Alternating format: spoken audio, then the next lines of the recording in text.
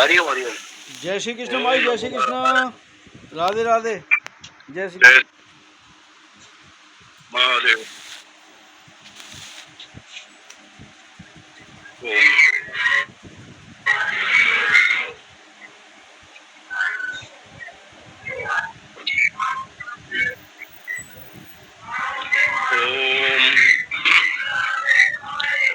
ओम पूर्णमद पूर्णमिदं पूर्णात् पूर्णमुदच्यते पूर्णस्य पूर्णमादाय पूर्णमेवावशिष्यते।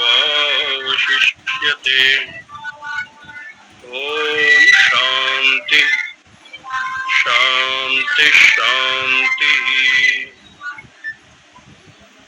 शंकरं शंकराचार्यं केशवं बादरायणं सूत्रभाष्य कृतौ वन्दे भगवन्तौ पुनः पुनः।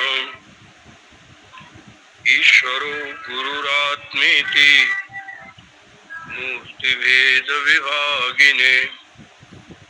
व्योमवद्व्याप्तदेहाय दक्षिणामूर्तये नमः।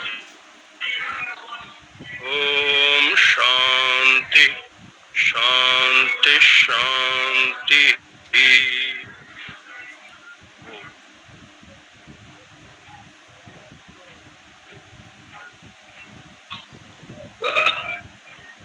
महादेव।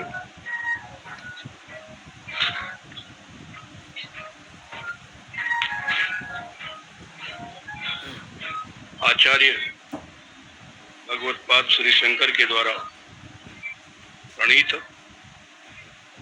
दृग्दृश्य विवेक, आइए सर आइए, जिसका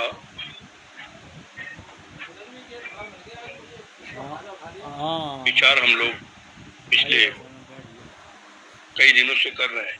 आनंद ले रहे हो हैं? अरे आनंद क्या ले रहे हैं आप, जैसे महापुरुषों का दर्शन हो इस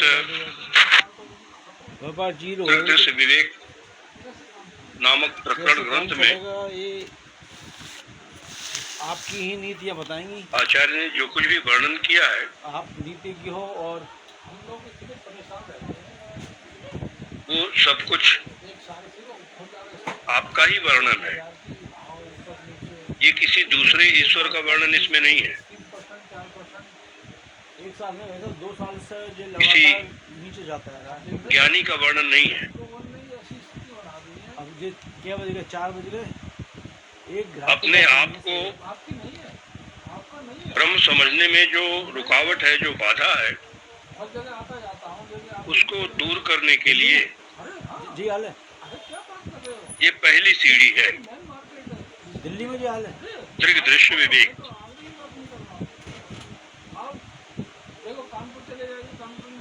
आप अपने आप को पहले देह से अलग करिए। हम तो यहाँ पे क्या हो गया साला? क्योंकि देह के कारण ही मृत्यु का भय लगता है। कैसे स्थिति? और जब आप इस भय से, डर से बचना चाहते हैं, तो विवेक करके, विचार करके इस देह से अलग, शरीर से अलग जो अपनी आत्मा का स्वरूप है,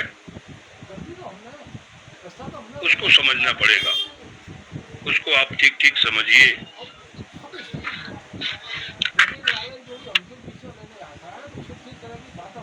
यहाँ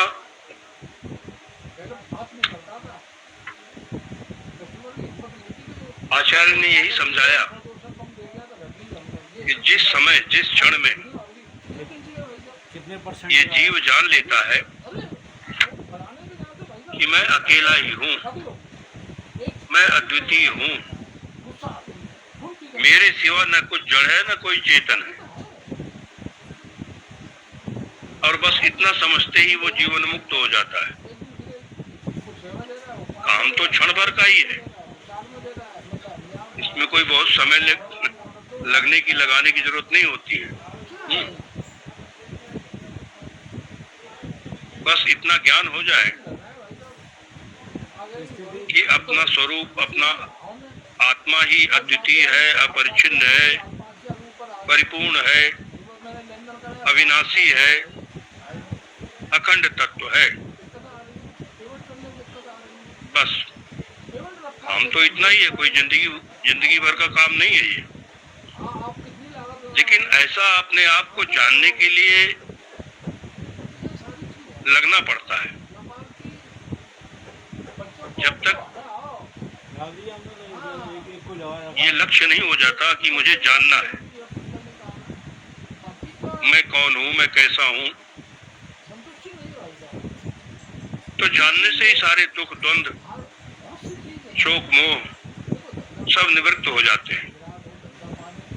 जानने से मतलब ज्ञान से। सारा अनर्थ अज्ञान के कारण से ही है।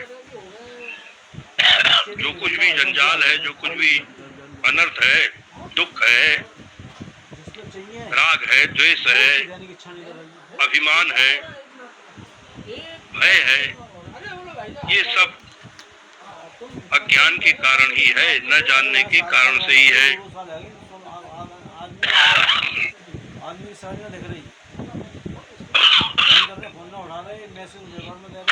कल के प्रसंग में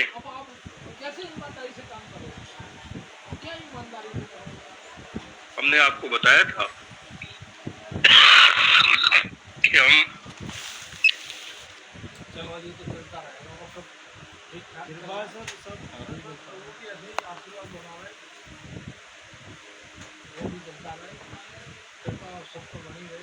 गजेंद्र भाई को लड़का विधायकी का चुनाव टिकट दिलवा दो ना।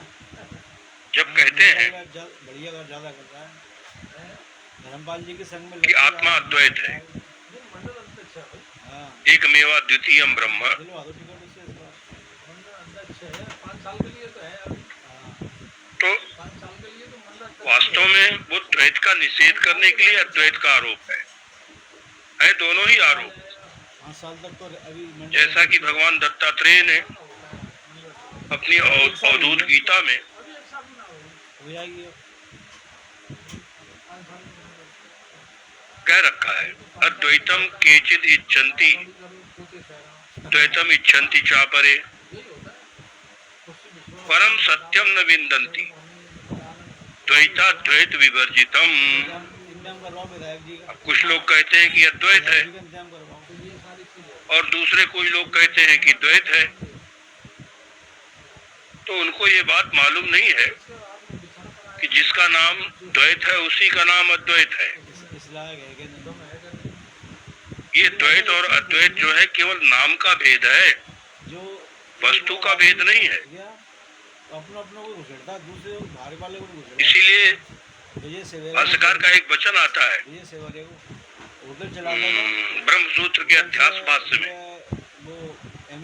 तस्माद अविद्यावद विषयाणि एवं प्रत्यक्षादीनि प्रमाणानि शास्त्राणि च। ये सारे प्रमाण जो प्रत्यक्षादि प्रमाण हैं और सारे भेद, प्रमाता प्रमाण का भेद और ये सारे शास्त्र, ये अज्ञानी के लिए ही है, तत्व ज्ञानी की दृष्टि से नहीं है। ऐसा होता है, हमने कोई किसी को अच्छे दायित्व पे बैठा दिया, अब वो हमारी गति करेगा, तो हमें बैठा ला हमारी छाती पे रस्सी से निकलने की कोशिश करेगा। तो आचार्य शंकर ने और बिरादरी में वेदांत देखा है, मैं तो साधु बिरादरी में रहता हूँ, सिद्धांत का निरूपण करते हुए बघेल में चले जाओ, लड़ेंगे, लेकिन बात आ जाएगी समाज की, सब एक बैनर के नीचे आ जाएगा। आप जाटम में चले जाओ, प्रथम श्लोक से और इस छोटे से ग्रंथ के अंतिम श्लोक से, अंतिम श्लोक तो श्रुति ही है जिसको भाष्यकार ने उद्धृत किया है।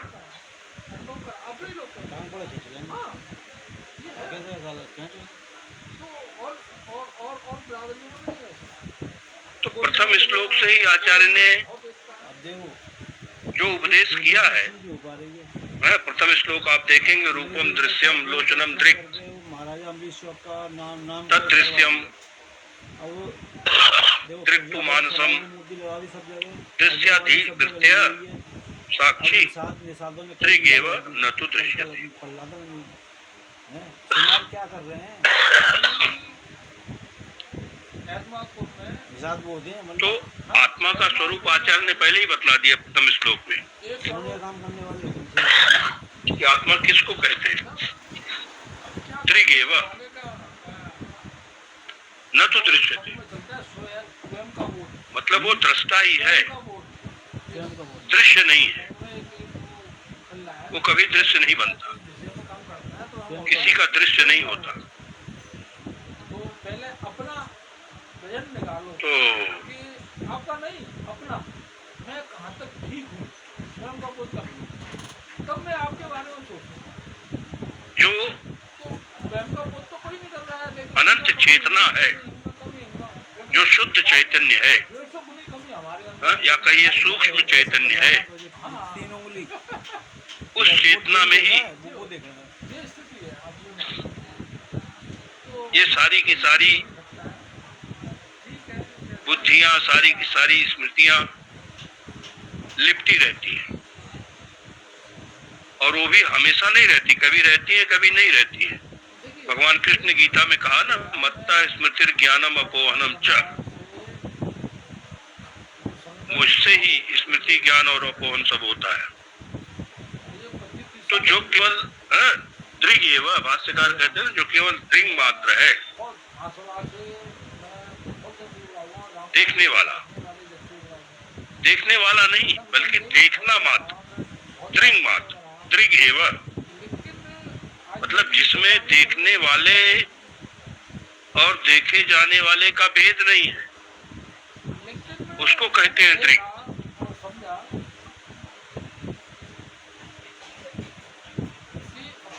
दृग का अर्थ दृष्टा नहीं हुआ।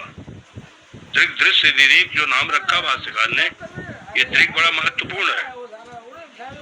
तो दृग शब्द का अर्थ है कि जिसमें देखने वाला और देखे जाने वाले का दोनों का कोई भेद नहीं है, और वो जो दृंग मात्र है वो कभी न तो दृश्यते, वो कभी दृश्य नहीं होता। वास्तव में दृश्य है ही नहीं। भूल जाता है, मुझे कह रहा है ओढ़ने बिछाने को नहीं है, मुझे भूल जाता है कि जब वो पैदा हुआ था तो वो क्या ओढ़ के आया था। वो जो दृंग मात्र है उसमें कभी सृष्टि नहीं है, या सृष्टि है तो उसमें उसकी कोई सृष्टि नहीं होती। प्रलय में उसका प्रलय नहीं होता, शरीर का जन्म होने पर उसका जन्म नहीं होता, शरीर की मृत्यु होने पर उसकी मृत्यु नहीं होती है।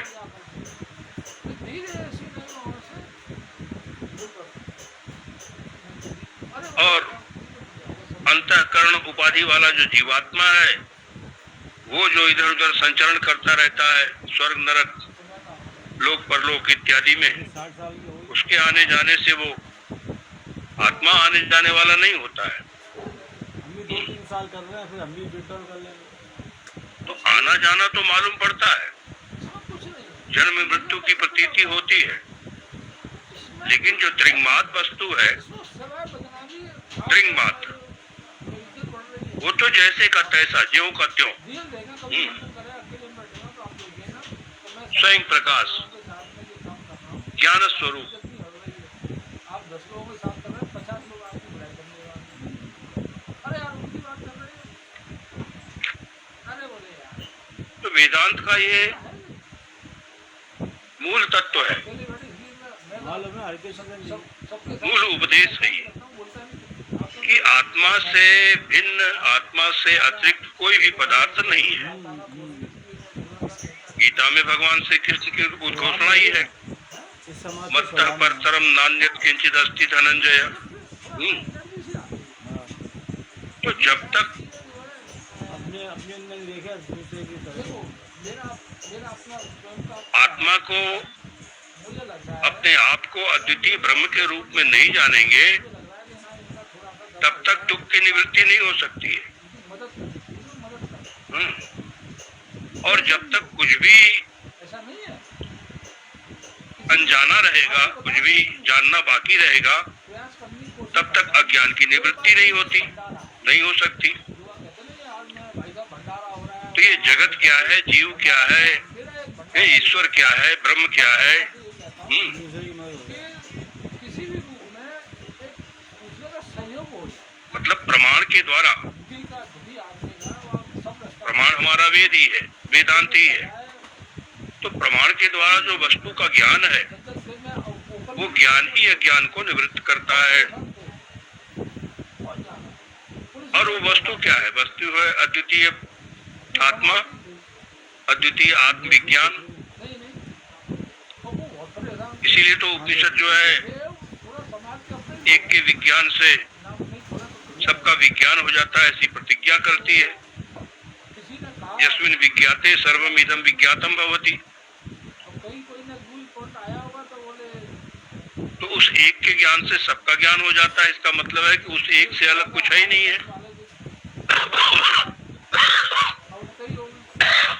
उससे अतिरिक्त, उससे भिन्न कोई पदार्थ ही नहीं है।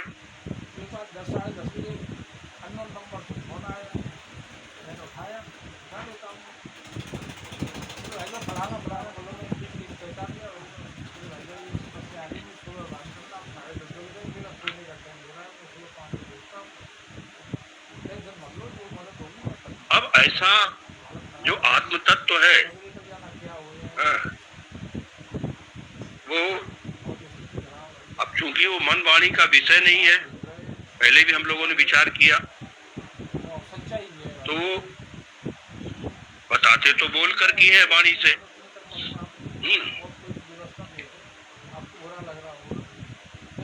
लेकिन वाणी अनित्य है। जो वाणी हम बोलते हैं, जिस वाणी के द्वारा उस तत्व का हम वर्णन करते हैं, वो वाणी तो अनित्य है। चाहे है बोलो उसको अस्थि, है बोलो वो भी अनित्य है, ब्रह्म बोलो तो वो भी अनित्य है, नित्य कहो तो वो भी अनित्य है, सत्य बोलो तो वो भी अनित्य है। वाणी तो अनित्य ही होती है। लेकिन मतलब आवाज या वाणी तो कभी नित्य नहीं होती है, लेकिन उसका जो अर्थ होता है ना, वो अर्थ नित्य होता है। शब्दस्तु व्याकृत एव अर्थस्तु नित्य। कहते शब्द जो है वो तो व्याकृत होता है, व्यक्त होता है, लेकिन उसका जो अर्थ है वो नित्य होता है। तो जो अर्थ है उसकी नित्यता का साक्षात्कार होता है शब्द के द्वारा ही, क्योंकि अर्थ नित्य है बोले वो भी अनित्य है, वो भी झूठा है। नहीं बोला नास्ति, तब भी वो भी झूठा है। अस्ति नास्ति ये दोनों नहीं है, तो दोनों नहीं है, ये भी तो बोल के ही समझाना पड़ता है, वाणी के द्वारा ही। तो क्योंकि वेदांत ही प्रमाण है उसके बारे में, उस आत्म तत्व के बारे में। प्रमाण माने जो विद्यमान वस्तु है, उस वस्तु को बताने वाला, उसका बोध कराने वाला, विद्वान वस्तु का बोधक, उस वस्तु का साक्षात कराने वाला जो प्रमाण है। तो वेदांत प्रमाण है। जैसे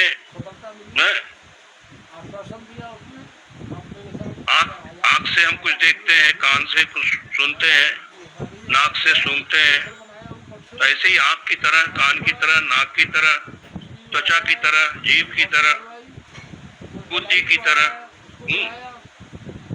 और फिर आगे चल के कहेंगे साक्षी की तरह। तो जैसे साक्षी अपने जागृत स्वप्न सुषुप्ति को देखता है, ठीक इसी प्रकार से वेदांत प्रमाण जो है वो अपने आप को ब्रह्म रूप में देखने का, जानने का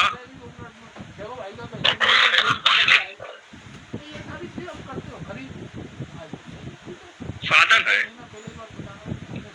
जानने का एक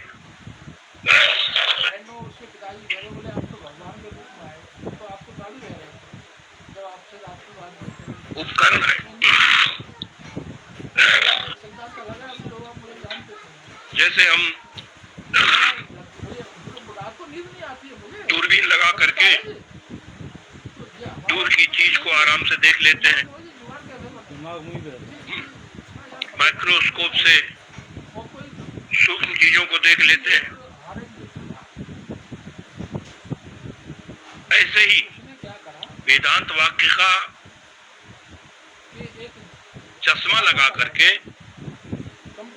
ये जो साक्षी है आत्मा, ये अपने आप को ब्रह्म रूप में देख लेता है, जान लेता है। फिर चश्मा लगाने की जरूरत नहीं है, फिर बाद में चाहे चश्मा फेंक दो। ये काम है वेदांत का। वेदांत यही काम करता है। अब कहते हैं ब्रह्म का ध्यान करो, आत्मा का ध्यान करो।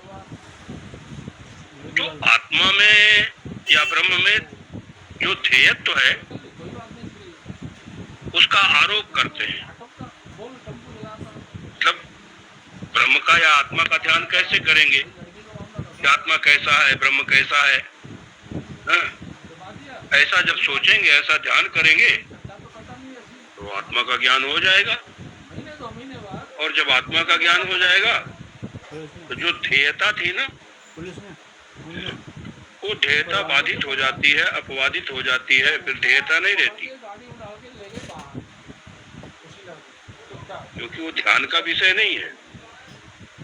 अब ध्यान कैसे करेंगे उसका?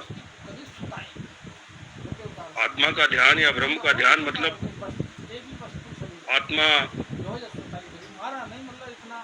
संपूर्ण नाम रूपात्मक जितना भी प्रपंच है सबका अधिष्ठान है आत्मा। इस सारे प्रपंच का विवर्ती उपादान कारण है आत्मा। देश काल वस्तु से अपरिच्छिन्न है आत्मा। सजाति विजाति स्वगत सभी भेदों से शून्य है, रहित है आत्मा। और ऐसे आत्मा के ध्येय बने का जब आरोप करेंगे तो यही है आत्मा का ध्यान। तब उसको ध्येय कह सकते हैं। तो ध्येयत्व का भी उसमें आरोप है केवल। जैसे भगवान कृष्ण ने कहा ना, ज्ञेयं यत् तत् प्रवक्ष्यामि, तो ब्रह्म ज्ञेय है। अब ज्ञेय है तो कैसा है?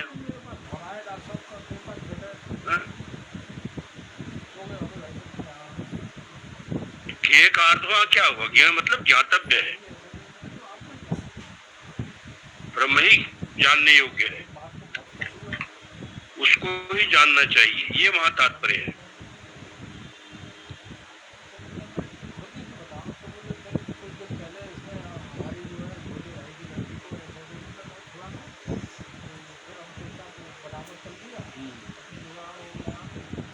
और उसके लिए भगवान श्री कृष्ण गीता में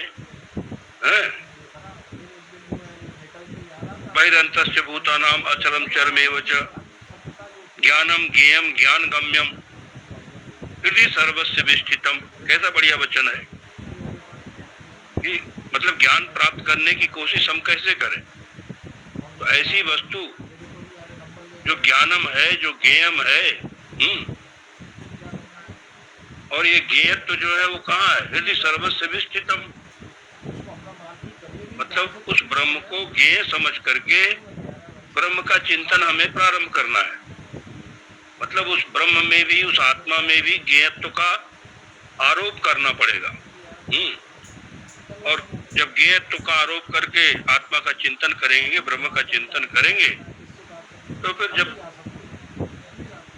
आत्मा का बोध हो जाएगा तो जो ज्ञेयत्व है वो अपने आप ही निरस्त हो जाएगा, अपवादित हो जाएगा, बाधित हो जाएगा कि ब्रह्म ज्ञेय नहीं है।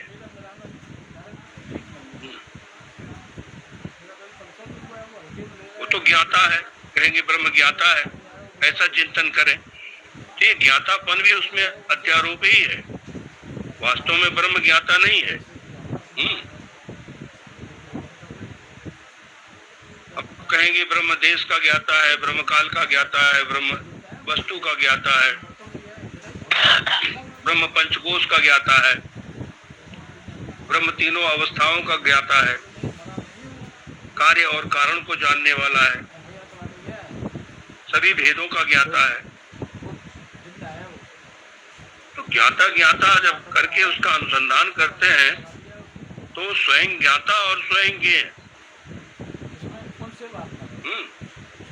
ऐसा तो हो नहीं सकता कि जो ज्ञाता हो वही ज्ञेय हो।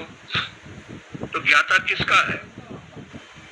तो ज्ञाता वो तब बनता है जब उसके पास ज्ञान के उपकरण होते हैं। जब कोई दूसरा होता है, ज्ञान का साधन हो तब ज्ञाता होगा, और जिसका ज्ञान होगा ऐसा दूसरा कुछ होना भी चाहिए। अब जिसके स्वरूप में दूसरा कुछ है ही नहीं है, तो ज्ञाता कैसे बनेगा वो? जिसके पास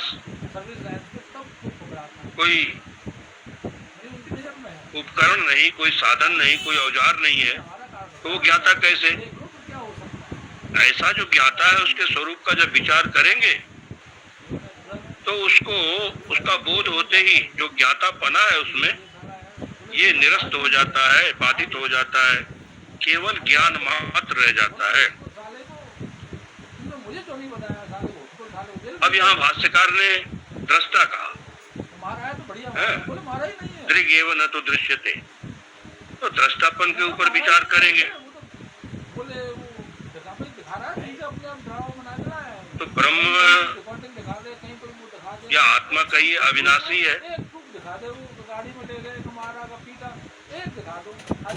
मतलब जितना भी विनाशशील है उन सभी विनाशियों के भीतर रहने वाली जो चीज है अविनाशी है, उसी को आत्मा कहते हैं। तो ये अविनाशी आत्मा, जो आत्मा को अविनाशी कहते हैं, वो भी एक आरोप ही है।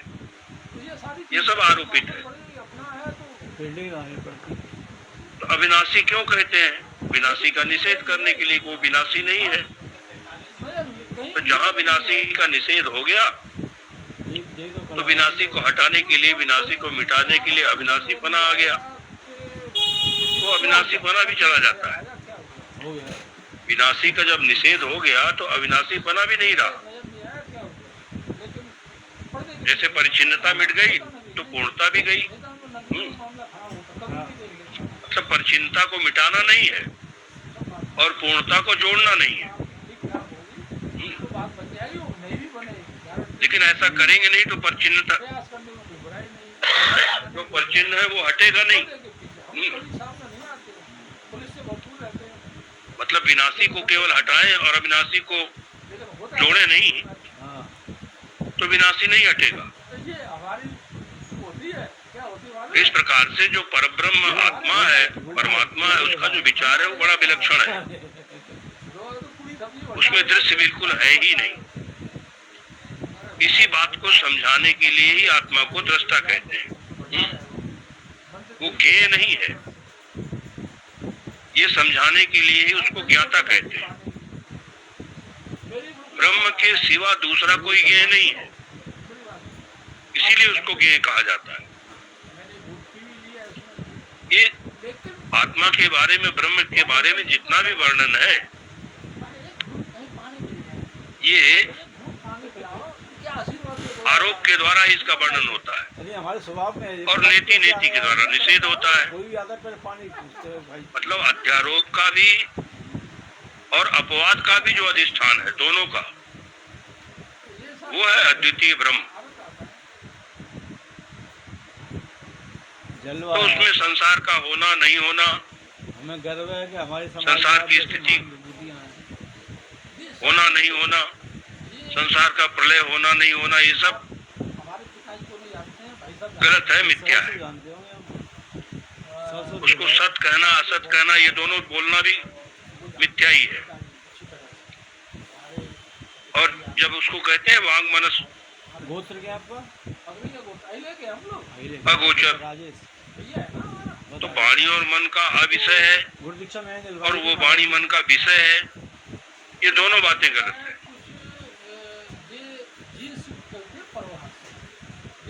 इसीलिए तो इस वेदांत सिद्धांत को समझने के लिए ये खानदानी चलता है। ब्लड ब्लड बिना ब्लड रिलेशन बोल सकते हाँ, सत संप्रदाय के, दोनों भाई हमारे मैंने बिना उपनिषद के, ना कोई मतलब ना दुकान, बिना गुरुदेव की कृपा के मथुरा में आ रही। अब हमारा शुरू से ही संभव नहीं होता है। मतलब ब्याह शादी होने से पहले ही हैं। जितेंद्र जी से कैसा वो है आपका बढ़िया, पार्षद जी से सब बढ़िया है।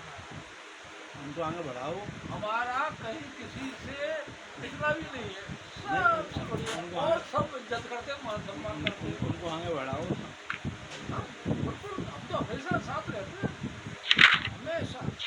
जितेंद्र जी पार्षद रहे, जितेंद्र जी बढ़िया है। नहीं बहुत बढ़िया। तो वास्तव में आचार्य जो आप कोई नहीं है, हमारी भाषा खराब है। हमने एक मिनट में अरे धर्मेंद्र जी खराब है, जगदीश विवेक के माध्यम से हमको तो हम लोग क्या करेंगे? हाँ, हम मान लेते हैं।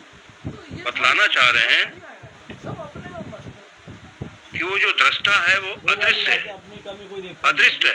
कमी सब में है, हमारे हाँ। 50 कमी है, लेकिन हम अपनी कमी अदृष्टम दृष्टि, श्रुति में मंत्र ही आता है ये सारी चीजें सब बढ़िया। कि वो दृष्टा इसलिए कभी दृश्य नहीं होता है, देखा नहीं जाता है। आचार्य जी ने बहुत बढ़िया उन्होंने सूत्र निकाला है। हम सुधरेंगे तो जब लेकिन वो सबको देखने वाला है।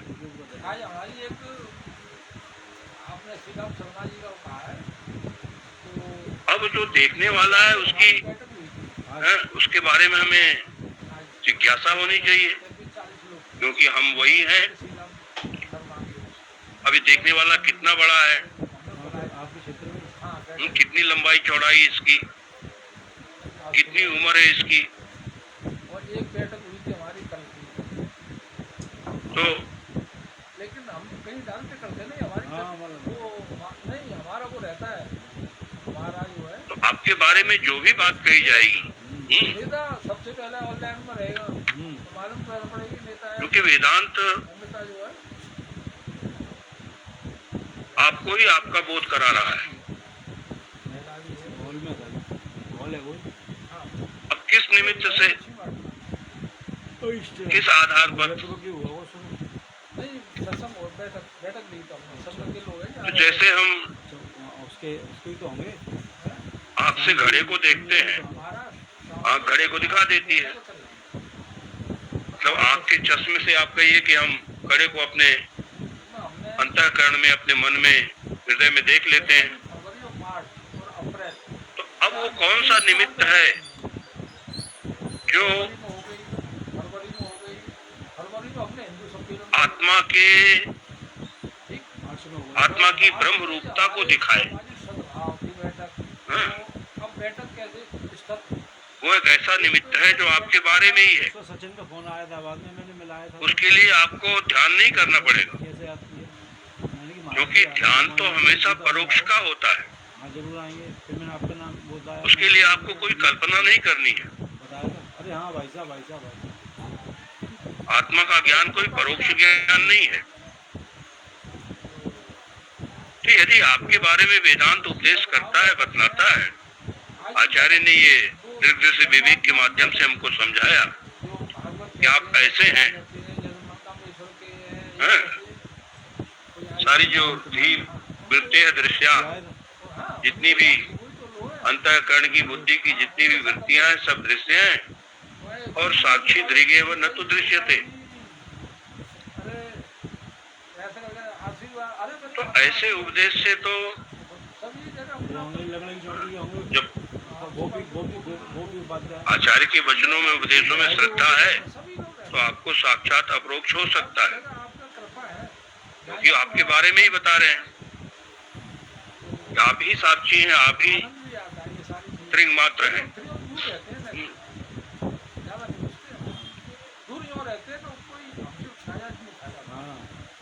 बस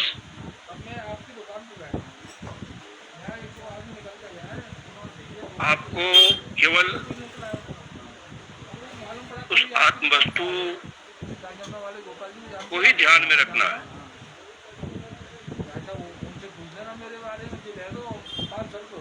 जो कुछ भी आत्मा में प्रतीत होता है वो सब परिचिन्न होता है। अरे भाई मेरा कोई लिखना है ये ऐसी बहुत हो चुका कि जो भी प्रतीति हो वो दृश्य है, 15 में किसी जो कुछ भी मालूम पड़ता है वो दृश्य हो जाता है। फोन भी नहीं आ उठा रहे हैं अगले और कोई जवाब नहीं दे रहे हैं। जी हाल है। यदि आत्मा में परिच्छिन्नता मालूम पड़ती है तो परिच्छिन्नता भी दृश्य हो गई। कितने का हो गया? छोड़ो हो गया आया जाओ है ना तो क्या तो जो कुछ भी मालूम पड़ता है या हम लोग भी बड़े परेशान है मेरे पास नहीं भी मालूम पड़ता है, खराब हो रही क्योंकि कभी मालूम होता है कभी नहीं मालूम पड़ता है। पुराना देना चाह नहीं रहा आदमी, पुराना सोना। इन दोनों का जो साक्षी है आत्मा वो परिच्छिन्न नहीं है, मन कर रहा है क्योंकि हमें अपने स्वरूप का ज्ञान रहता है, स्वरूप का ज्ञान नहीं होता, इसीलिए अपने आप में आत्मा में परिच्छिन्नता की भ्रांति होती है, परिच्छिन्नता की कल्पना होती है। असल में क्या है मेरा टाइम टेबल तो वेदांत हमको ये उपदेश करता है कि चाहे काम हो या ना हो या हो तो जो काल की परिच्छिन्नता है उसमें हम कल्पित हैं, है तो हम अनंत और अनादि। मैं बताता हूँ सुबह 5:30 तो काल की जो परिच्छिन्नता है वो आत्मा में कल्पित है, तक घर से निकल जाना आत्मा ही कल्पना करता है सब 8:30 काल की। घर में प्रवेश करना ऐसे ही देश की भी परिच्छिन्नता जो है आत्मा में कल्पित है। वाला जो भी संघ का पूरब पश्चिम उत्तर दक्षिण बाहर भीतर विदाउट नागा 2 से ये सब कल्पना जो है प्रतिदिन एक कोई नागा नहीं और शाम को 1.5 घंटे देता हूँ प्रतिदिन आत्मा में होती है, लेकिन आत्मा इन सब कल्पनाओं से मुक्त है। डेली ऐसे ही दृश्य के द्वारा जो दृष्टा की कल्पना है, परिच्छिन्नता है, कितने लोग जुड़े आते वो भी कल्पित है। सभी जोड़े हमारे हैं? आत्मा में कोई परिच्छिन्नता नहीं है, सत्य तो आत्मा तो अनंत है, परिपूर्ण है। नहीं आपके लेकिन ये जो शब्द है अनंत और परिपूर्ण, इन शब्दों के अर्थ को हमें पहले अनुसंधान करना पड़ेगा, ठीक ठीक समझना पड़ेगा। संख्या मतलब 100-150 कितने रहते छोटे छोटे शब्द तो अपने आप को, अपनी आत्मा को ही हैं? कितने लोग जुड़े आते हैं? हमारे क्षेत्र में हम लोग अयम आत्मा ब्रह्म जैसा हमसे तो महावाक्य का उपदेश है, और बाकी सभी जुड़े हैं तो अपने आत्मा को ही ब्रह्म के रूप में साक्षात किसी परिवार में बन जाए किसी की दिखाने वाली, प्रत्यक्ष रूप से बतलाने वाली जो विद्या है वही तो वेदांत है।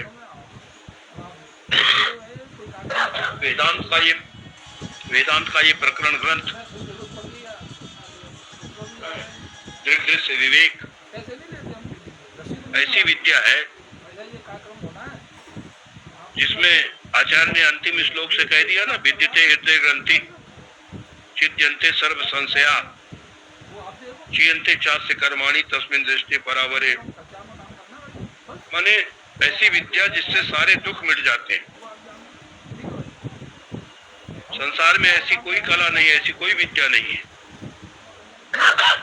उस आत्मविद्या को छोड़ करके। तो ये हमारी टीम अलग रहती है और आपके पास आया धर्मेंद्र भाई साहब मेरे भाई साहब तो हमारे पास ये है ही नहीं है हम आगे ही नहीं कभी नहीं आगे जिंदगी में नहीं आगे आपके पास हमारे यहाँ कोई रसीद का काम नहीं है ना हम रसीद किसी से कटवाते तो नहीं इस दृश्य हम काटते हैं दृश्य विवेक का सार क्या है? हमारे पास आता है ना पहली बात तो आता ही नहीं है हाँ तो आचार्य ने अभी कोई नहीं आता यही उपदेश किया भाई साहब तो कि जो मैं और मेरा करने से जो हमको सुख मिलता है ना, कार्ड लाएगा वो सब सुख झूठा है। भाई साहब आपको रहना ये सारे सुख अंत में दुख देने वाले हैं। मैं मेरा करके जो भी सुख हम मानते हैं,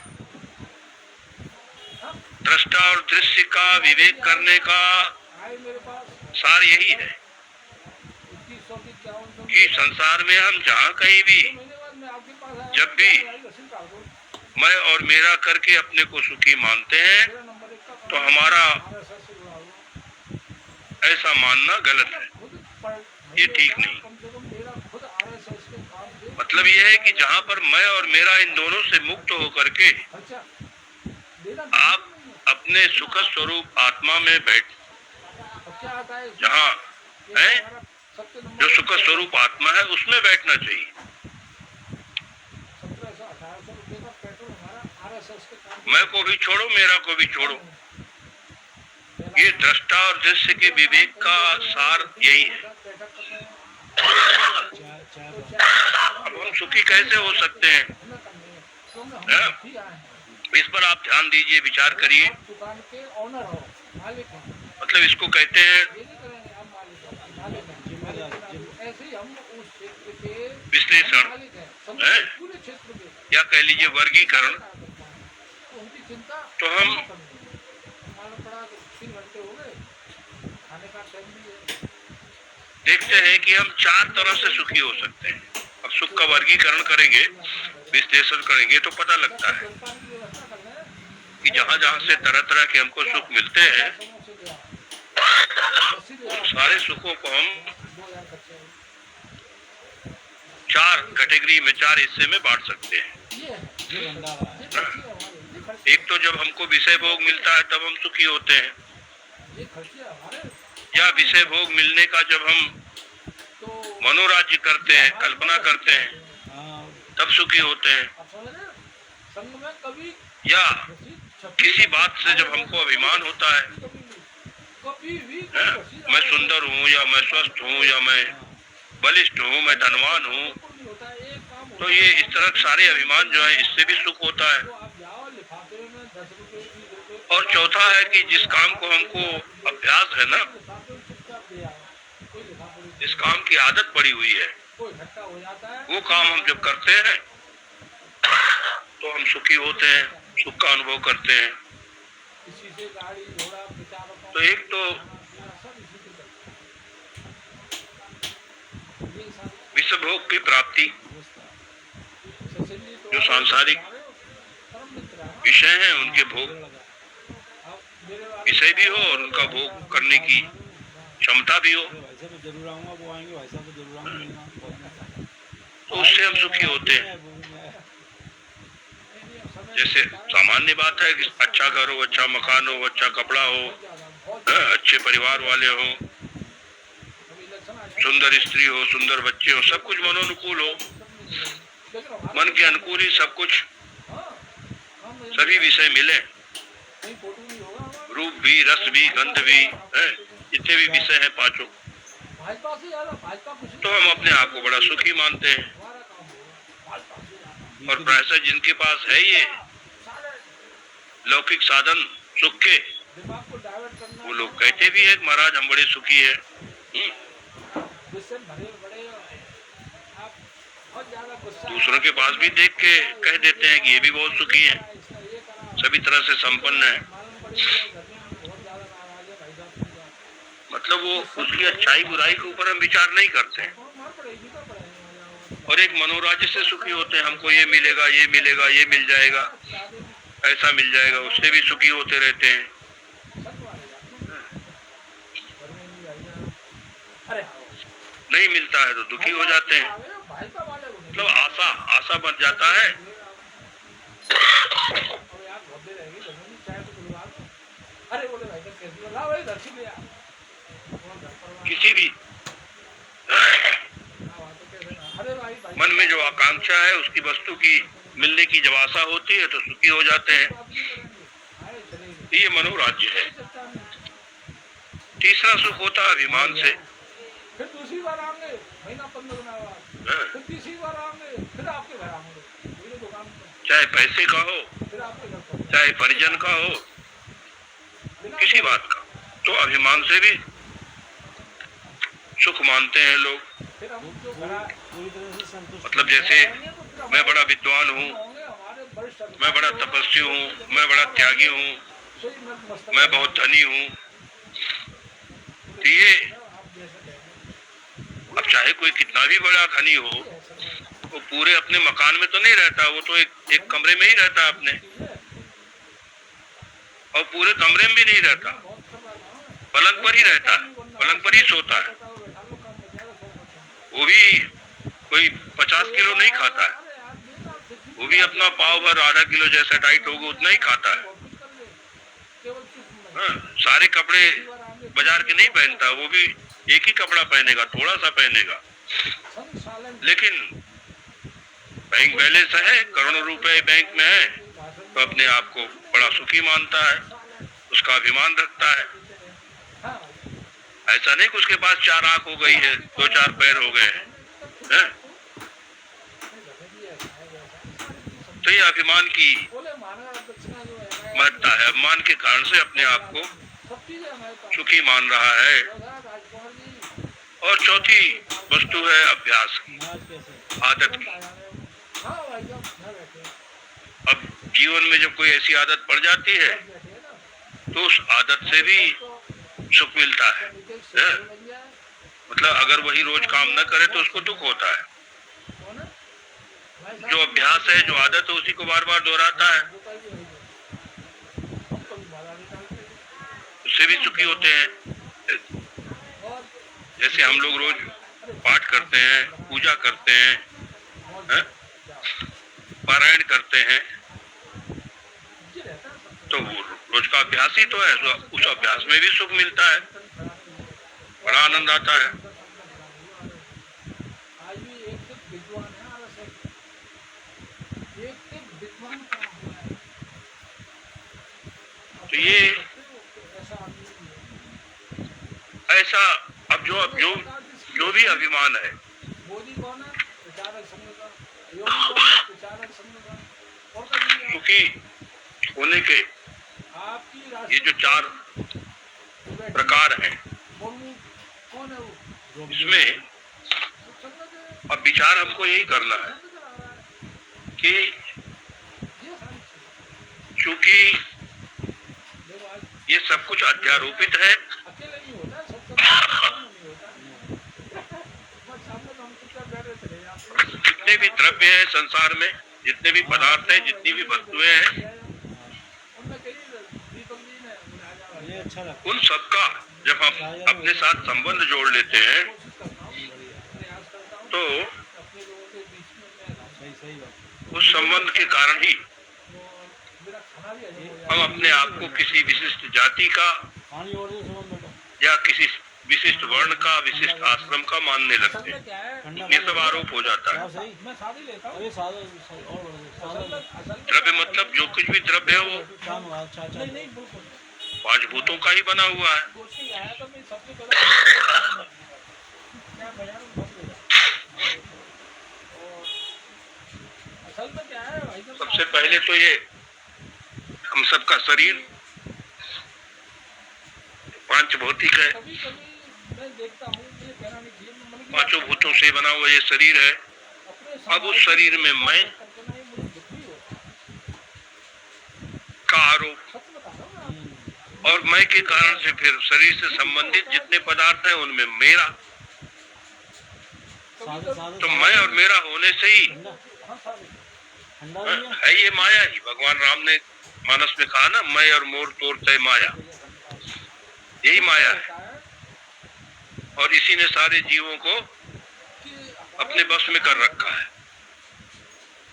एक तो दूसरे मैं और मेरा के कारण के लिए, इसी कारण से हम भोग के लिए एक दूसरे को ठीक से समझते नहीं है। आकुल व्याकुल होते हैं अरे यार ये घर में तो नहीं रह जाते। और फिर भोग की प्राप्ति के लिए कर्म करते हैं। आप समझो तो ये नहीं होना चाहिए। हम कहीं बड़ी बैठक में जाते हैं, कभी भी देख लें, क्योंकि कहीं कोई होगा तो हम सबसे पीछे अपने आप को देह मानने के कारण ही कभी भी आप आजमा के देखिए। शरीर मान लिया तो शरीर तो बिना भोग के चलेगा नहीं, उसके लिए भोग चाहिए। आप बड़े भोग के लिए कर्म चाहिए, बिना कर्म किए रह नहीं पाएंगे। कई बार प्रयास करें, मैं ठीक हो जाए। अब इसके लिए शास्त्र ने एक मर्यादा बनाई है कि मतलब मतलब भोग के लिए आप कुछ श्रृंखल न हो जाए। आज की स्थिति क्या है, हैं? वो धक्का देगा मार जाएगा। फोटो खिंचवाएंगे तो ऐसे नहीं। नहीं कोई कह भी नहीं रहा है, लेकिन मार जाएगा। इधर धक्का दे दिया, हटो। मनमानी न करने लगे, इसके लिए ये मानसिकता आपको बदलनी पड़ेगी। ये जाति और वर्ण की व्यवस्था है।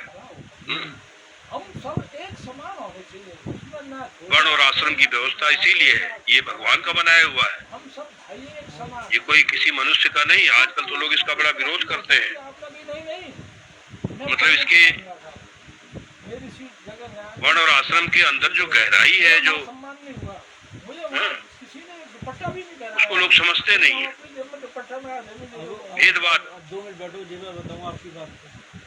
अभी बतलाते हैं, 29 तारीख जबकि भेद नहीं है कोई।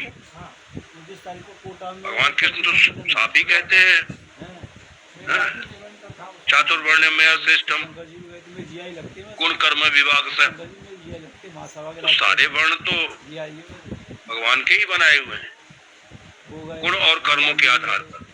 और प्रचारी में गया हूँ। और करौली और वैसे ही आश्रम भी है, स्वर्णकार 4 आश्रमों का वर्णन आता है, ब्रह्मचर्य आश्रम, गृहस्थ आश्रम, वानप्रस्थ आश्रम, संन्यास आश्रम। केवल इतने जनों का तो ये वर्ण और आश्रम की व्यवस्था इसीलिए है कि हमारे कर्म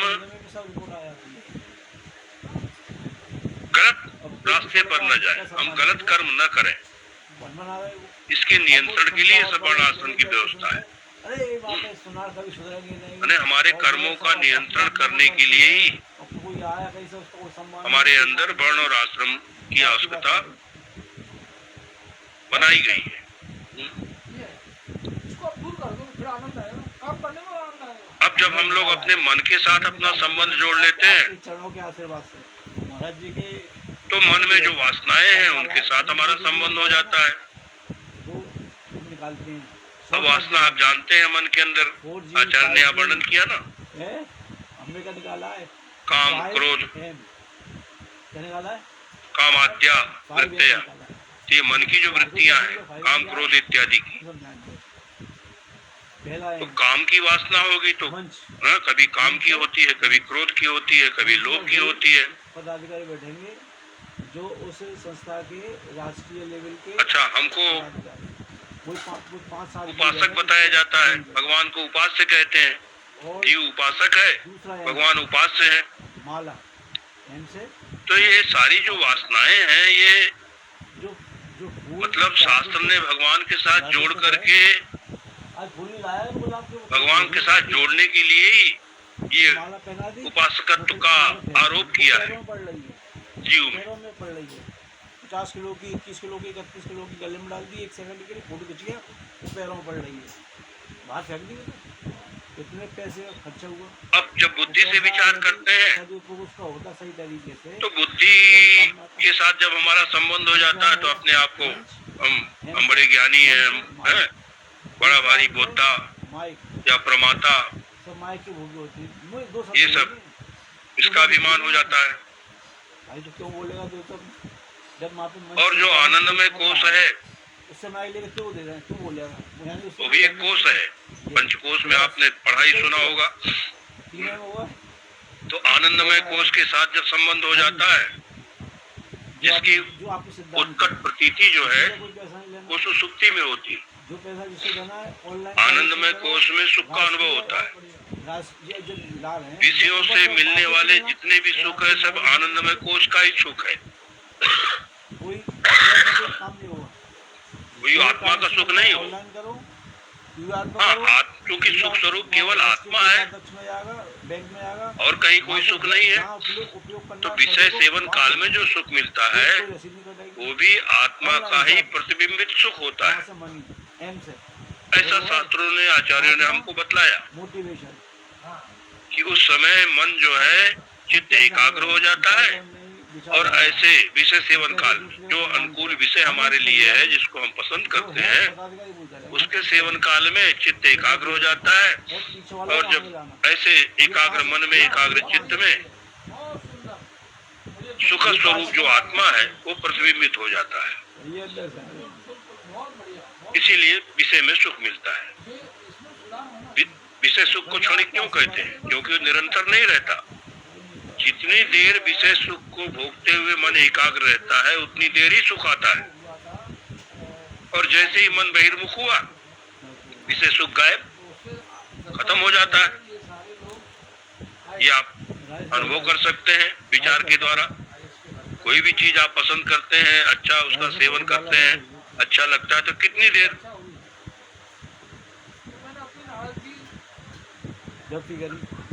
इसीलिए विषय सुख सब क्षणिक है। आनंदमय कोश का सुख विषय भोग काल में सभी अनुभव करते हैं, और आनंदमय कोश का जो उत्कट अभिव्यक्ति है आनंदमय कोश के सुख की, वो तो सुसुप्ति में होती है, उससे ज्यादा कहीं नहीं होती। क्योंकि सुसुप्ति में कोई विषय भी नहीं है, कोई पदार्थ नहीं है, तो विषय निरपेक्ष सुख जो मिलता है वो सुसुप्ति में सभी के द्वारा अनुभूत है, सभी उसका अनुभव करते हैं। लेकिन वो कोई पारमार्थिक सुख नहीं है, वो तो तामसिक सुख कहा शास्त्र ने। नहीं लगे हाँ? हमें कोई हमेशा सोने वाले कोई सुखी थोड़ी बोलता है, तामसी कहते हैं। बोले नहीं तो आनंदमय कोष के साथ, मैंने ऐसा हाँ, शांति के साथ अपना संबंध जोड़ करके हम अपने आप को शांत मान लेते हैं, सुखी मान लेते हैं। आज मैं जिला संचालक का बोले जिला तो बहुत बड़ा हो गया मेरे का पूरा सर्वे संभाल आचार्य यहाँ यही बतलाना चाह रहे हैं हम कोई कि चीज मैं और मेरा लागू करते हैं ये जो अभिमान है, लागू करते हैं हमें कोई कारखानी बनानी होती इस अभिमान को छोड़ करके, है बनानी होती है मतलब मैं मेरा का अभिमान नहीं करके केवल हम मेरे की कोर कमेटी के साथ बैठते हैं जो इसको देख रहा है, मैं को भी देख रहा है, मेरा को भी देख रहा है, अब हमारे तो सुखी मैं मतलब इस मैं मेरा का भी जो साक्षी है, नुकसान करे आदि पीने में कोई बात नुकसान करे मैं मेरा वहाँ नहीं है, तो मैंने हमारी दृष्टा पने का अभिमान भी नहीं है, दृष्टा पने की वृत्ति भी नहीं है, मुझे पसंद है धर्मेंद्र जी दृष्टा पने का भाव भी नहीं है। पसंद है तो मैं धर्मेंद्र जी को मतलब जो साक्षी दृग है, वह भाष्यकार कहते हैं वस्तुतः साक्षी है। लेकिन मैं बना दूंगा मतलब शरीर के अलग अलग होने से वो अलग अलग नहीं होता है, उस चीज को रख सकता वो सभी शरीरों में एक ही साक्षी है। जैसा श्रुति भगवती कहती है ना, एको देव सर्वभूतेषु गूढ़ लेकिन अगर मैं सर्वव्यापी सर्वभूतांतरात्मा तो लेंगे कर्माध्यक्ष सर्वभूतादिवास साक्षी चेता केवलो निर्गुणश्च। आगे चलते नहीं मुझे तो बुद्धि के अलग अलग होने से, शरीर के अलग अलग होने से साक्षी अलग अलग नहीं होता है, मन के अलग अलग होने से वो अलग नहीं हो जाता है, या वैराग्य के अलग अलग होने से साक्षी अलग नहीं होता है, शांति के भी अलग अलग होने से वो साक्षी अलग अलग नहीं होता है। वो एक ही साक्षी है, वो एक ही दृष्टा है। विश्वास ने बुलाया हमें तो उन्होंने संकल्प अब संसार से हम लोग जो जुड़ते हैं, पार्षद जी गए थे, दीपक जी गए थे, मैं गया था। तो मैंने कहा, जहाँ कहीं भी हमने संसार से अपने आप को जोड़ा है, तो अपने को देह मान करके ही जोड़ते हैं। पैनल बनाया है इस पे। उसमें 12 लोग हैं। जितनी भी वासनाओं से हम अपने आप को जोड़ते हैं, निर्णय तो लेते मन के हैं, साथ तो संबंध वहाँ करके ही सब जोड़ते हैं, वेरीफाई होता है क्योंकि वासनाएं सब मन में ही रहती क्या हैं। करना है इसके लिए।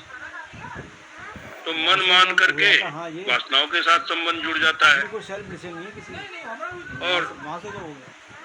मैं पहुंचा बोले बुद्धि के साथ जब अपने को जोड़ते हैं, बहुत बढ़िया है तो ठीक है भाई साहब फिर यार ये कोई तरीका अच्छा बुरा, उचित अनुचित, राष्ट्रीय लेवल की पार्टी हित अनहित, न्याय अन्याय, धर्म अधर्म, पाप पुण्य, ये सब हमारे साथ लग जाते हैं। ये सारी चीजें और शांति के साथ, मेरा अपना मत है ये। समाधि के साथ, फ्री है हम इसीलिए 12 जो कोर कमेटी वाले हैं, निवृत्ति के साथ अपना संबंध जोड़ते हैं। मतलब चित्त को जब निरुद्ध अवस्था में पहुंचाते हैं, जो हो गया उसके साथ अपने आप को जोड़ते हैं, तो वो राष्ट्रीय अध्यक्ष को तो कोई पूछ नहीं रहा है, हमारे साथ जुड़ जाते हैं। चला रहे हो तो उसकी क्या अहमियत कि है? जब समाधि नहीं लगती तो दुख होता है, इसलिए डेब्यू उठा रहे हैं। चित्त निरुद्ध नहीं होता तो दुख होता है, अब 60 मन में शांति नहीं आती है अंतःकरण में, चित्त में, तो दुख होता है। तो 51 रुपए की जो है आचार्य ने यहाँ दृश्य विवेक में यही आप बताया कि हमारा जो स्वरूप है वो केवल दृंग मात्र है। 2100 ले रहे हो तो 2100 क्यों ले रहे हो? दृंग मात्र मतलब ज्ञान मात्र। नहीं, जब 51 रुपए की है उसमें बालो है, तो आप 2100 तो किस से ले रहे हो? जेल रसीद और वो जो ज्ञान मात्र हमारा स्वरूप है, 2100 रुपए की मतलब जिसको साक्षी भी कहा भाष्यकार ने, भाई वो 51 रुपए कभी भी दृश्य नहीं होता है।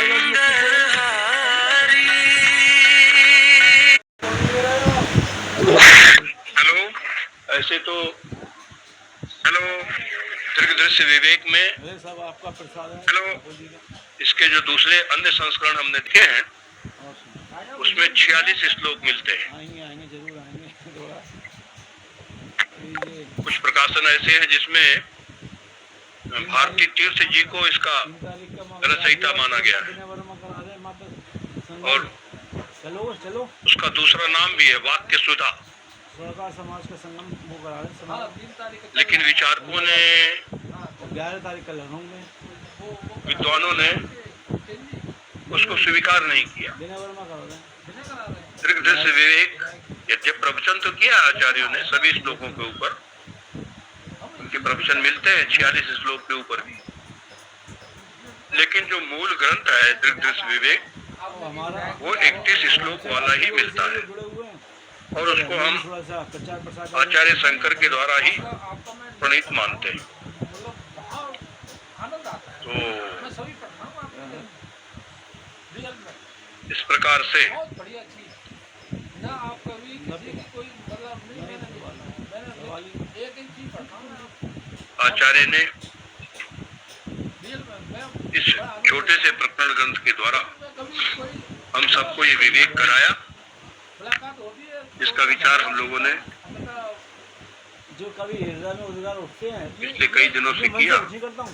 ये जो है मोबाइल में है ना, अब खतरनाक चीज है। दृश्य तो देखते हैं, क्या तो हम लोग इससे बच इसीलिए अपना नाम साक्षी रख लेते हैं। थोड़ा सा परहेज है। तो दृश्य को देखने के कारण ही अब साक्षी नाम पड़ा है, ये सारी लेकिन साक्षी और साक्षी के भाव से रहित जो जिसमें कोई साक्षित्व नहीं है, जिसमें कोई दृष्टित्व नहीं है, मतलब ऐसा सागर जिसमें कोई तरंग नहीं है, आगे चले उसको दिखाने की, चलनी उसको चाहिए। बताने की ये युक्ति है ये। परंतु बेरोजगारी के लिए कुछ ये करें। तो परमार्थ तो यही है। बेरोजगारी देखिए, जैसा गौड़पादाचार्य जी ने मांडू कारिका में कहा ना, न निरोधो न चोत्पत्ति न बद्धो न च साधकः बेरोजगारी न मुमुक्षु न वै मुक्त तेषा परमार्थता। और भाजपा हटने न कोई निरोध है, न कोई समाधि है, न कोई मृत्यु है, न कोई प्रलय है, बता रहा हूँ मैं आपको। हाँ, कोई चीज पैदा ही नहीं हुई है, कोई बंधन नहीं है। क्या करेंगे आप? हाँ। क्या करें बच्चे? देखिए तो जब बंधन नहीं है तो साधना से किस बंधन की निवृत्ति करना है? आज न कोई मुमुक्षु है न मुक्त है, नौकरी तो क्या करेंगे? हाँ, इन तेसा परमार्थता। आचार्य ने कहा, गौड़पादाचार्य जी ने, कि यही परमार्थता है, जिसको कबीर साहब ने बड़ी सरल भाषा में कह दिया, साधो सहज समाधि भली। न कुछ हटाना है और न कुछ चिपकाना है। एक भजन सुनते हैं हम लोग, न कुछ हुआ है न कुछ हो रहा है, और तुम्हें बस खाली होने का भ्रम हो रहा है। तो वस्तु स्थिति ऐसी है, वास्तव में तो कुछ भी नहीं हो रहा है। इसी के साथ समय भी हो गया है, अपनी वाणी को विराम देते हैं। शेष चर्चा हम लोग फिर कभी प्रसंग आएगा, अवसर आएगा तो करेंगे। आप लोगों ने बड़े मनोयोग बहुत बहुत धन्यवाद, और ऐसे विचार करते रहें निरंतर। विचार में कोई अंतराय नहीं आना चाहिए।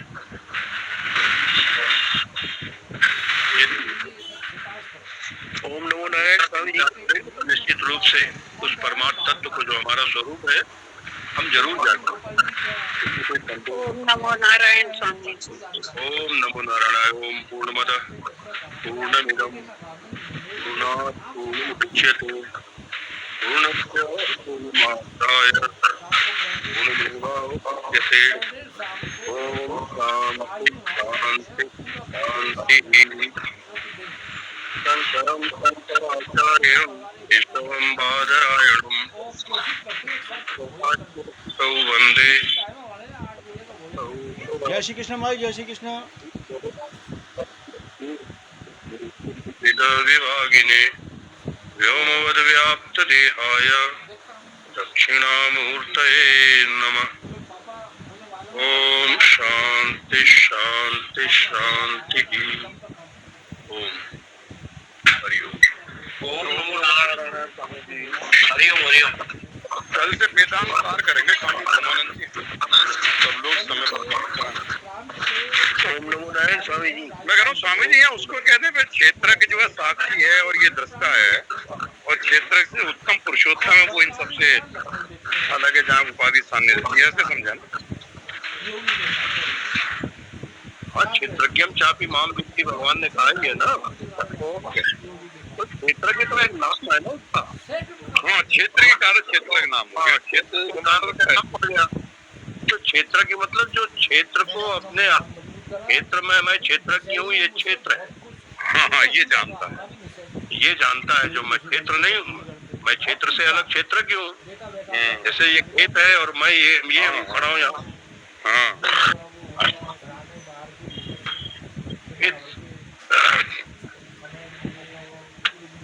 मतलब यही तो है। भगवान कृष्ण ने जो 13वें अध्याय में बताया ना, आज क्षेत्र और क्षेत्र का विभाग करके बताया। तो क्षेत्र पहले क्षेत्र से क्षेत्र के अपने आप को अलग करे, बिल्कुल, फिर मैं क्षेत्र के कौन हूँ इसका विचार करे। हाँ जी, तो उसको भगवान ने कहा ना, ज्ञेयं यत् तत् प्रवक्ष्यामि यद् ज्ञात्वा मत्तमश्नुते अनादिमत् परम ब्रह्म न सत्। ये बहुत बड़ा सूत्र है, न सत् न सत् उच्यते। हाँ, ये बहुत विचारणीय है। और इससे भाष्यकार ने बहुत अच्छा भाष्य भी लिखा है। आप गीता प्रेस वाली जो भाष्य है उसको देख सकते हैं। नहीं, अगर गंभीरता से आप पढ़ेंगे ना तो सब पढ़े लिखे आदमी को सब समझ में आएगा, क्योंकि वो बात तो आपके बारे में ही कही जा रही है। अनुभव तो आपको ही करना है ना अपने स्वरूप का। तो वो क्यों नहीं अनुभव में आएगा? आचार्य के वचनों में श्रद्धा रख के जब हम सोचेंगे, विचारेंगे, तो आचार्य ने तो उसका वर्णन अच्छी तरह कर दिया है। उसका आचार्य शंकर ने तो अब ये बड़ा विलक्षण, इसलिए वेदांत का बड़ा विलक्षण खेल है ना। लोग भटक जाते हैं। अभी इसीलिए कहते हैं ना बार बार की गुरु कृपा और भगवत कृपा, तो बिना इसके होता नहीं। वास्तव में सच्ची बात है। कोई अपने आप किताब पढ़ के नहीं बोध हो जाएगा। एक तरफ कहेंगे साक्षी, एक तरफ कहेंगे साक्षी भी नहीं है, एक तरफ कहेंगे दृष्टा, दृष्टा भी नहीं है। वहां आरोप है, जिसका कोई नाम नहीं है, जिसका कोई रूप नहीं है, जिसका कोई आकार नहीं है, अब उसको कैसे समझें? नहीं, वो कोई दूसरा नहीं है, आप ही है। तो हम ऐसे हैं, इसको समझने के लिए भी पहले सारा आरोप कर करके बताते हैं। तमाम नामों का आरोप करेंगे, अखंड है, अनंत है, ये सब आरोप है केवल उसको समझाने के लिए। सब द्वैत अद्वैत ये सारा सही तत्ववाद में निषेध कर देंगे। पहले वो सत्य हुआ, परमात्मा सत्य हुआ, असत्य भी कहेंगे ना सत्य ना असत्य। हाँ, वो साध्य नहीं है, तो किसी साधन से नहीं प्राप्त करना है। क्योंकि साधन से प्राप्त होगा तो फिर नश्वर होगा, नाशवान होगा। ये बड़ी विलक्षण प्रक्रिया है, विचार करते रहिए भगवान की कृपा से। सही नहीं, यहाँ स्वामी जी एक और एक चीज बताया ना कि समाधि, हम हमारी समाधि देख रहे हैं। एक बाजू हम बोलते हैं हम खुद ब्रह्म है, तो समाधि में किसकी समाधि लगा? कुछ नहीं, कोई सब। हाँ, वो तो बताने के लिए है। समाधि नहीं। हाँ, तभी वेदांत में समाधि नहीं, ज्ञानी समाधि है, वो बताने के लिए। हाँ, मतलब वो साधु सहज समाधि बनी जो कबीर साहब कह रहे हैं ना, सहज मतलब सहज तो आत्मा है, जो आपका अपना सहज स्वरूप है उसमें स्थित रहो। तो आत्मा मतलब आत्मा कोई मैं आत्मा हूँ, आप नहीं है क्या? सारे सृष्टि अयम आत्मा है। हम ही आत्मा है, तो समाधि किसकी? हम ही आत्मा है। हाँ, तो किसको लगावे? मतलब ये सब समझाने के लिए वेदांत कि भाई बस उसको कैसा प्रूव करे। तो वो जैसा बोला आपने ना कि शब्द तो अनित्य है, लेकिन उसका जो अर्थ है वो नित्य है। जो आप है वही समाधि है। जी बिल्कुल, आपका अपना स्वरूप ही समाधि है। समाधि मतलब क्या? जिसमें सब कुछ समाहित हो जाए। जी, सबका समाधान जहाँ हो जाता है उसी को कहते हैं ना समाधि। तो समाधि तो मतलब आत्मा ही है, जहाँ सब कुछ, जहाँ सबका लय हो रहा है, जहाँ सबकी उत्पत्ति हो रही है, वो हम देख रहे हैं, वो हम जान रहे हैं। तो आपका अपना स्वरूप ही समाधि। आप तो बस स्वरूप की तरफ से हम भूले हुए हैं ना, ध्यान हमारा हटा रहता है। वो हमारे स्वरूप को लखाने के लिए, दिखाने के लिए, बताने के लिए शास्त्र का प्रयास है कि भाई आप अपने स्वरूप में बैठ जाओ तुम्हारा न कोई चिंता है, न भय है, न मृत्यु है, न कुछ भी नहीं है। ये तो सब आप अज्ञान से थोपे हुए अपने ऊपर।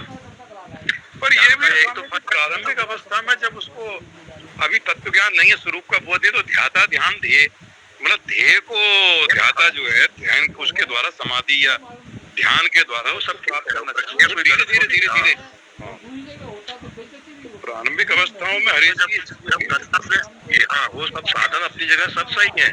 इसीलिए हम भाष्यकार ने या हमारे आचार्यों ने सभी दर्शनों को स्वीकार किया है, सबका समन्वय किया है।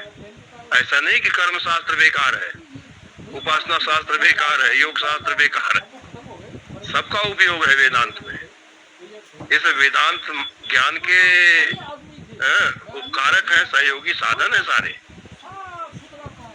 जितने भी शास्त्र है हमारे।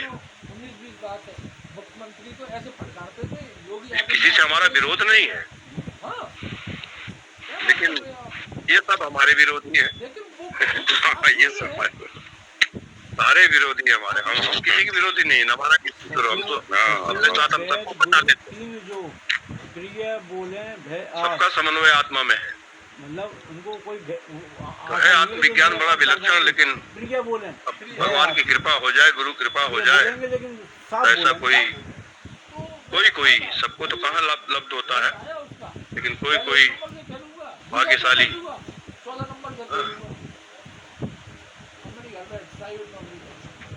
एक प्रश्न और था स्वामी जी, भी आप कह रहे थे ना शब्द जो है अनित्य और अर्थ नित्य है, तो शब्द और तो मैं पहले यही सोचा शब्द नित्य है, मतलब शब्द जो है वो कभी उसका विनाश नहीं होता, मतलब वो आकाश में नहीं ऐसा है तो आकाश का भी विनाश हो जाता है। आकाश भी पैदा हुआ है, वो तो आकाश है, मान लो तब तक शब्द रहेगा। अच्छा आकाश, उसके बाद तो जब आकाश नहीं रहेगा तो फिर तो शब्द का है। इसलिए वेद दोबारा से प्रकट होते हैं महासर्ग में कि भाई सभासद में फिर साक्षात्कार करते हैं मंत्र। सभासद पार्षद में अच्छा वैसे शब्द को नित्य कहते हैं नहीं, अर्थ मतलब नित्य शब्द का अर्थ नित्य होता है, अच्छा अर्थ शब्द तो विनाशी है, नाशवान है। अच्छा मतलब उसका जो अर्थ है वो नित्य रहता है, अर्थ नित्य है। जैसे ब्रह्म शब्द है ना, ब्रह्म ब्रह्म ब्रह्म, आत्मा आत्मा आत्मा, ये शब्द है। अच्छा अच्छा अच्छा उसका जो अर्थ है वो नित्य है, शब्द जो है वो अनित्य है, जो शब्द के उसमें आत्मा कहते हैं, जिसको ब्रह्म कहते हैं, वो नित्य है। शब्द थोड़ी नित्य होगा। हाँ अच्छा उससे तो उसका जो अर्थ है जिसको संकेत कर रहा है उसके पीछे शब्द के पीछे छुपा हुआ है। अरे वो ब्रह्म और आत्मा एक शब्द दे दिया है, मांडव ब्रह्म और आत्मा एक शब्द दे दिया है। मात्रा को मिलाकर ओम बोला ना, मात्रा को शब्दहीनता की जो स्थिति होती है उसको मिला करके होता है। सिर्फ अर्थ कहाँ से आएगा? अर्थ में भी तो शब्द रहते हैं ना। हाँ, जिसमें जो अमात्र पद कहा है ना मांडूक में। हाँ, अर्थ में भी शब्द होते हैं, लेकिन वही अनुभव, जो अनुभव बोलते हैं ना, आत्मानुभव, वो एक शब्दहीनता की स्थिति में अनुभव है। बाकी इसीलिए देखिए ज्ञान विचार को समाधि कहा गया, तो समाधि मतलब आत्मानुभव नहीं हुआ, वो समाधि हो गई। लेकिन बस उसके ऊपर कोई बिरला चला जाता है आत्मानुभव में, तो वो ये एक कृष्ण मूर्ति का बड़ा अच्छा उसने कहा था, अरे भाई विचार तक तो पहुंच गए, उसके बाद क्या है? बोले उसके बाद प्रतीक्षा है। विचार करते रहो और प्रतीक्षा करते रहो बस।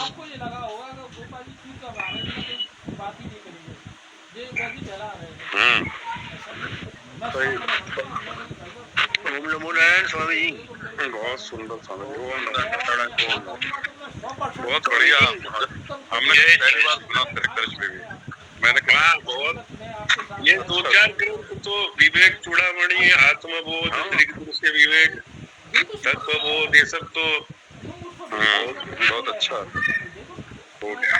नहीं, वेदांत के विद्यार्थी को, वेदांत के जिज्ञासु को आचार्य के जितने प्रकरण ग्रंथ हैं सभी को एक एक करके पहले देख लेना चाहिए। एक बार देखे स्वामी जी कितने हैं? अभी अपरोक्षानुभूति भी है, उसकी कोई लिस्ट तो है नहीं, जैसे जैसे अपने भाष्य की तो लिस्ट है 10 का या 11 का है, लेकिन प्रकरण ग्रंथ के तो ये तो अपने लोग तो जैसे पंचदशी है बाद में लिखी गई, उसको भी उसी में ले लेते हैं। नहीं ठीक है, वेदांत का प्रकरण ग्रंथ है, पंचदशी भी बढ़िया ग्रंथ है, बढ़िया ग्रंथ है। वो तो विद्यानंद स्वामी का है ना, विद्यानंद जी। मैं आचार्य के जितने में जैसे दृग्दृश्य विवेक हो गया, अपरोक्षानुभूति हो गई, आत्मबोध हो गया, तत्वबोध हो गया, सदा चारानुसंधानम है, विवेक चूड़ामणि है, ऐसे अनेकानेक ग्रंथ है भाष्यकार के ही प्रकरण। बहुत बड़ी लिस्ट है। हाँ, तो इनका अगर विचार करते रहेंगे, देखते रहेंगे तो आपका स्पष्टीकरण होता जाएगा, बहुत स्पष्ट हो जाता है वेदांत। स्वामी जी सर्व वेदांत सिद्धांत ऐसे करके कुछ हो गया ना। हाँ हाँ मतलब जब कभी स्वामी जी ओम नमो नारायण। सुबह से ही बैठे हुए हैं। ओम नमो नारायण। सभी बोलो पारे की कुछ पूछ रहे थे आप? अरे स्वामी जी अपरोक्षानुभूति के बारे में विचार करना ना था आपके, अपरोक्षानुभूति। हाँ आप कभी कहेंगे तो उसको चलाएंगे हम। जी हाँ जी हाँ जी हाँ। कल से कौन कर रहे हैं? कल से स्वामी भूमानंद जी से कहा, उनका वेदांत सार कर रहे थे पहले, वो वेदांत सार तो छूट गया था आधे से कम। तो फिर कल से आप वेदांत सार के वेदांत सार पूरा हो जाएगा। बाद में कभी मौका मिलेगा तो अपरोक्षानुभूति करेंगे, बहुत बढ़िया ठीक है सर, ठीक है, धन्यवाद, आभार साहब, बहुत बहुत बहुत आभार आपका। ओम नमो नारायण। ओम नमो नारायण। सभी को जय श्री कहने से जय श्री। कहने से होगी। हाँ सुशील जी। हाँ जय श्री कृष्ण। सभी को जय श्री कृष्ण।